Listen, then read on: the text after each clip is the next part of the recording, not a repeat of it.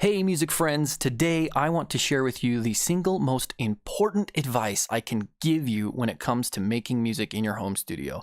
And it's all about gain staging and the 3 rules that you need to know. Let's get started.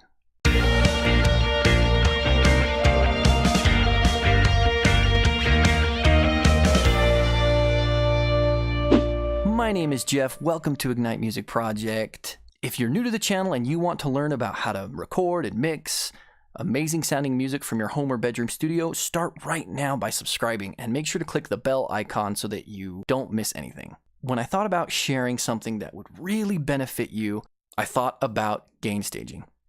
Now I know it's not exciting, I know it doesn't sound fun, but it is a foundational principle that you need to understand and implement in the process. From recording to mixing to exporting your songs. And if you do it correctly, your mixes will sound a lot better. Your music will sound a lot better. And isn't that what we really want?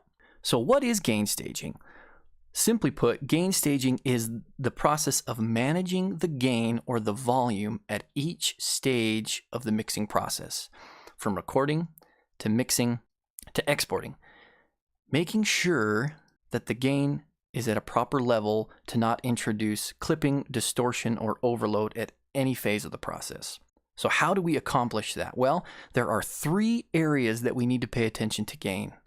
And I'm going to show you and give you some tips on how to manage it and make sure that it's at the proper or a conservative or level that will help your mixes sound great in the end. And the first stage is at the input level. Whether you are recording your own tracks or whether you receive tracks from a client to mix, it's important to make sure that those tracks are not too loud. I did a video recently about one of the biggest mistakes that we make in the home studio is thinking that our tracks need to be recorded super loud. In today's digital domain and with the equipment that is readily available to us, we do not need to record super loud. I'll give you a basic rule of thumb. When you are recording your tracks, put your volume fader at 0 dB and record so that the level meter is going about halfway to maybe 3/4 of the way up the meter. This will make sure that you're recording at a good healthy level, but that you're not getting too loud. You're giving yourself plenty of headroom. If you receive tracks to mix, how do you manage the gain there? Would you just simply turn down the volume fader if it got too loud? Well, you could do that, but that only addresses the issue coming out of the channel, going to the next stage of the process. I would recommend to you that you address it before you send that audio signal to your processing, before it hits your plugins. One way that you can do that is actually adjusting the audio file itself, the gain of the audio file. For example, in Logic, you can do this by adjusting the gain over in the region menu over here. You select your audio region and you can adjust the gain over here in this section. In Pro Tools, it's called clip gain. Cubase and Studio One do the same thing. You actually have an icon right here on the audio file itself, the region, and you can adjust that up or down depending on what you need. So if you get tracks and they are louder than that halfway to 3/4 of the way up the meter, go ahead and adjust them. You can also do it with a gain or a trim plugin.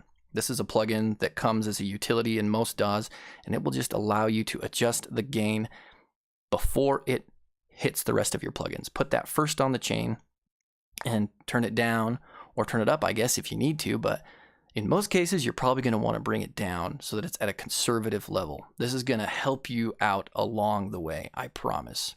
So stage number 2 is managing gain at the plugin level. This might surprise you, but most plugins, especially ones that are modeled after analog gear, were designed to work best when they receive audio at a certain level. If you try to put too much level or too much gain into that plugin, it's not going to sound good. It's going to distort. It's going to overload the processing that it's going to do, and it's going to hurt your track rather than make it sound better. In most cases, plugins were designed to operate at a level around -18 dB. And you can adjust the input gain of most plugins. Like if you have an EQ or a compressor, a lot of times there will be an input knob.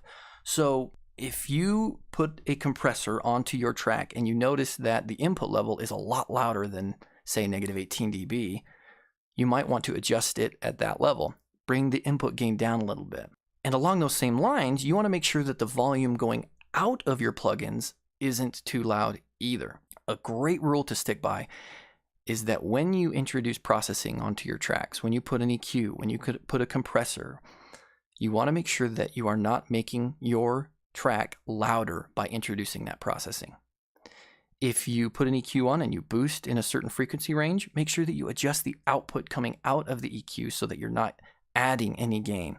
You can watch your peak volume levels on your channel fader, or you can look at the output that it will show on your plugin. Just make sure that the input and the output level are staying pretty consistent.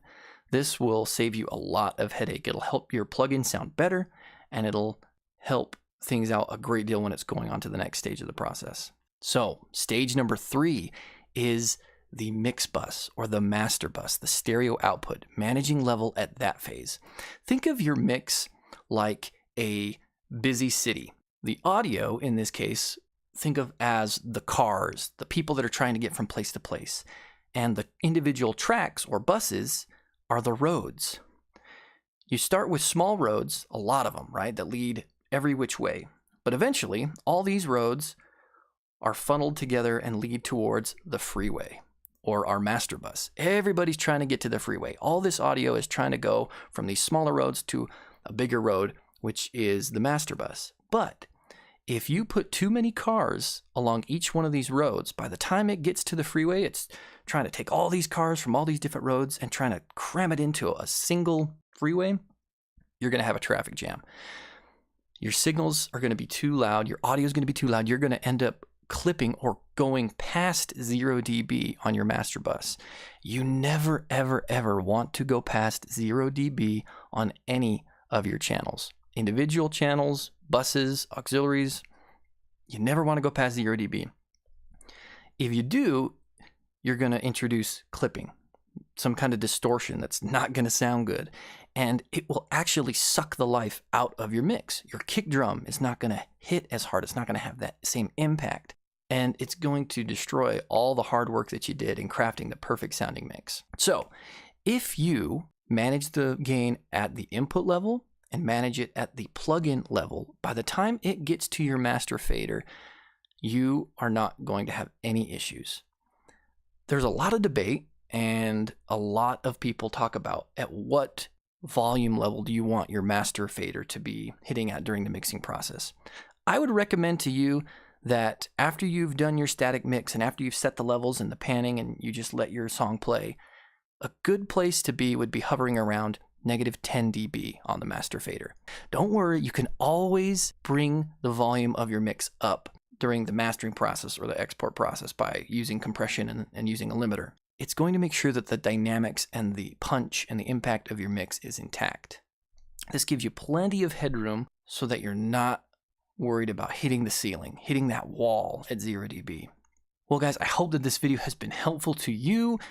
I wish that somebody had told me this, or I would have listened more carefully when people were talking about gain staging when I was first starting the mixing process. I destroyed many a mix by not paying attention to the gain at each of these levels.